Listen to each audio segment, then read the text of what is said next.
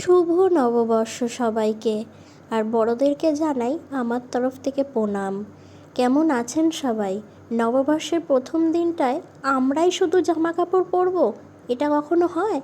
তাই জন্য আমার বিছানাটাকেও একটু সুন্দর জামা কাপড় পরিয়ে নিয়েছি। এই যে যেমন কথা তেমনি কাজ, আমার লক্ষ্মীটাকেও আমি সাজিয়ে নিয়েছি নতুন জামা পরে। সিংহাসনে পুজো দিয়ে দুপুরে বেরিয়ে পড়লাম সাজুগুজু করে। এটা আমার পয়লা বৈশাখের জামা, দেখিয়েছিলাম তো আপনাদেরকে। আজকে যাচ্ছি চাকদা। সোশ্যাল মিডিয়া দেখেছি যে বিরিয়ানি প্লাজা নাম শুনেছি চাকদাতে।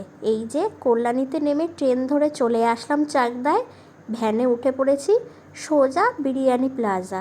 ওদের দোতলায় আউটলেট, খুব সুন্দর করে ডেকোরেশন করা ছিল। আমরা গেছিলাম।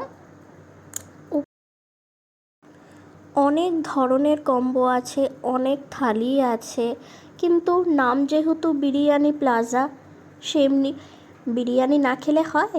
অনেকক্ষণ মেনুটা নাড়াচাড়া করে একটা স্পেশাল বিরিয়ানি অর্ডার দিয়ে দিয়েছি। এই দেখো ভিতরে কত সুন্দর করে ডেকোরেশন করা। এই যে কি সুন্দর করে আমাদেরকে সার্ভ করে দিচ্ছিল। কিন্তু বলতে গেলে আমার বিরিয়ানিটা মোটামুটি লেগেছে। যাই হোক, ওদের ব্যবহারেই মন ভরে গেছে। আর তার সাথে একটা লেমন সোডা নিয়েছিলাম। এই যে বিরিয়ানি খাওয়া দাওয়া করার পর দেখো আমার খাওয়া স্টাইলটা, জাস্ট একটু মাংস নিলাম, একটু আলু নিলাম, আর জাস্ট মুখের মধ্যে পুরে দিলাম। এরকমভাবেই আমি বিরিয়ানিটা খেতে খুবই ভালোবাসি।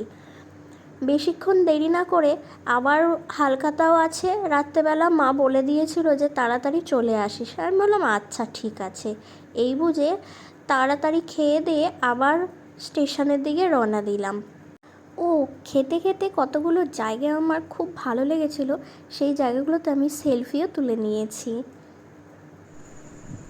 নমস্কার বন্ধুরা, আমরা এখন যাচ্ছি হালখাতা করতে। এই দেখো আমাদের হালখাতার ড্রেস। ওই যে মাকে বললাম না আলুমনি থেকে একটা কিনে দিয়েছিলাম মলমল শাড়ি, সেটা পরেছে। আর আমি ব্ল্যাক কালার কুর্তিটা পরেছি। নমস্কার বন্ধুরা, সবাই ভালো থাকবেন।